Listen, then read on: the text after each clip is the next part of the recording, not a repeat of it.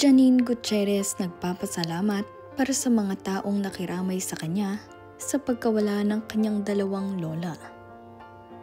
Bago ang lahat, huwag niyong kalimutang mag-subscribe at pindutin ang notification bell para maging updated sa ating mga susunod na video.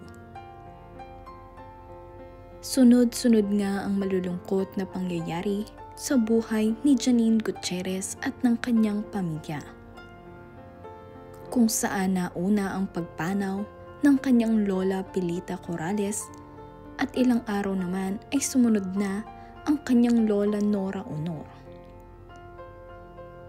Mababakas nyo nga sa mga mukha nitong si Janine ang labis na kalungkutan sa mga pangyayari. Mabuti na lamang at nandirito nga itong si Jericho Rosales, ang kanyang boyfriend, na laging nasa tabi niya at nakaagapay sa kanya. Mula noong pumanaw si Pilita Corrales hanggang sa pagpanaw ni Nora Honor ay nandirito sa kanyang tabi ang kanyang boyfriend na si Jericho Rosales. Inamin nga ito ni Jericho noong eulogy niya kay Mamita Pilita na siya ay boyfriend ni Janine Gutierrez.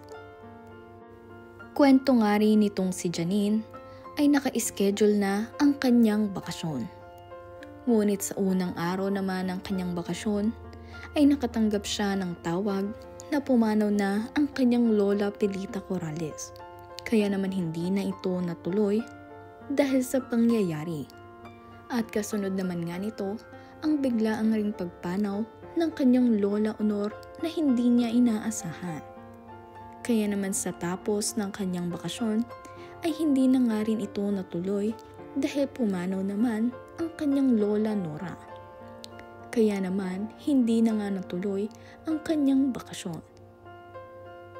Gayon ay nagpapasalamat pa rin nga itong si Janine dahil hindi man nga siya nakapagbakasyon, ay alam naman niya na mayroong dalawang angel ngayon ang nakabantay sa kanya. At nagpapasalamat nga rin itong si Janine para sa kanyang mga fans at supporters na nakikiramay sa kanya.